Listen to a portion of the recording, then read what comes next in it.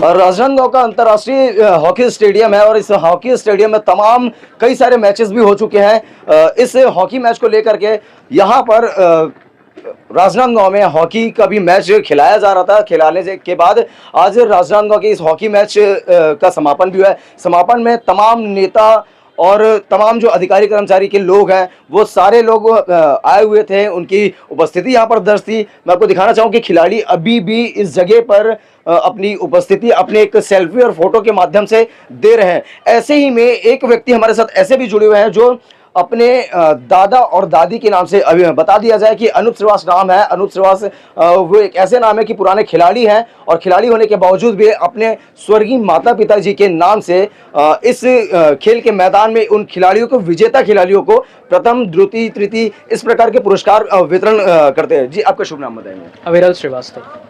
कब से आपके परिवार के द्वारा, आपके माता पिता के द्वारा यहाँ पर जो पुरस्कार के वितरण का कार्यक्रम चल रहा है वो कब से चल रहा है?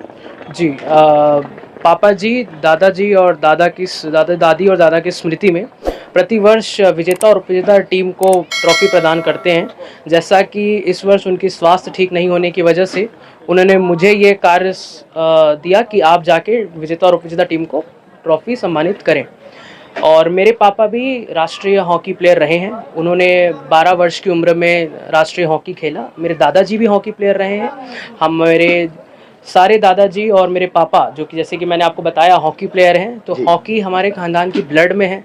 हम हॉकी से काफ़ी जुड़े रहते हैं और ट्रॉफ़ी देने का एक महत्वपूर्ण कारण ये है कि जिससे पापा अपनी यादों को ताज़ा कर सकें और वो हॉकी से सदैव जुड़े रह सकें, इसलिए हम प्रतिवर्ष ट्रॉफी प्रदान करते हैं। राजनांदगांव हॉकी और झांकी के नाम से जाना जाता है। हॉकी और झांकी राजनांदगांव के लिए फेमस है, तो इसलिए आप उन खिलाड़ियों के लिए क्या कहना चाहेंगे कि ट्रॉफी तो एक विजेता के लिए होता है, लेकिन जो खेल की भावना लोगों में नजर आती है, जिस प्रकार आपके पिताजी, आपके दादाजी, तमाम लोग जो खेल की भावना को देखते हुए हैं, वो कैसे नजर आती है?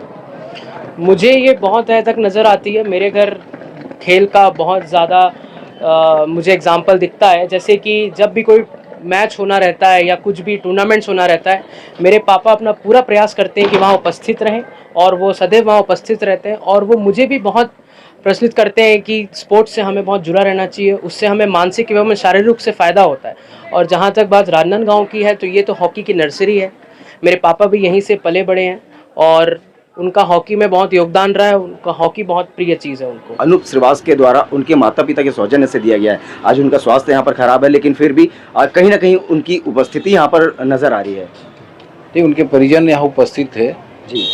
उनके शायद नाती हैं संभवतः जी, वो यहाँ पर उपस्थित थे और वो उनकी भावना इस टूर्नामेंट के प्रति है, भावना से जुड़े हुए हैं। और इसी का प्रतिफल है कि उन्होंने अस्वस्थ होने के बावजूद भी बिना डिमांड के, यानी बिना ध्यान दिलाए, टूर्नामेंट चालू हो रहा है तो अपने तरफ से जो है वो उन्होंने अपने तरफ से जो अनाउंसमेंट है वो तो भेज दिया।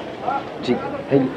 हॉकी और झांकी पूरे राजनांदगांव में प्रसिद्ध है और इस हॉकी और झांकी को लेकर के कहा जाए कि हर एक माता पिता का एक शौक होता है। उस शौक को लेकर के कई लोग, तमाम लोग उम्मीदें भी लगाए रहते हैं कि कहीं अगर उनके माता पिता के नाम से किसी प्रकार का सौजन्य कहीं पर भेंट किया जाए तो वो उनके लिए सबसे महत्वपूर्ण होता है। इसी प्रकार आज राजनांदगांव के इस अंतर्राष्ट्रीय हॉकी स्टेडियम में देखा गया कि अनूप श्रीवास के माता पिता के द्वारा प्रथम और इस मैच को लेकर के प्रथम और द्वितीय जो पुरस्कार है उनका वितरण किया गया है। अब इस भावना को लेकर के लोगों में, आम जनता में क्या एक वो भावना जागती है, क्या एक प्रतिक्रिया नजर आती है, आगे की पूरे मैच और आज के समापन का कार्यक्रम हम आपको विजुअल्स के माध्यम से दिखाएंगे। मैं यूआरवाई सीजी न्यूज़ के साथ सौरभ ताम्रकर, राजनांदगांव।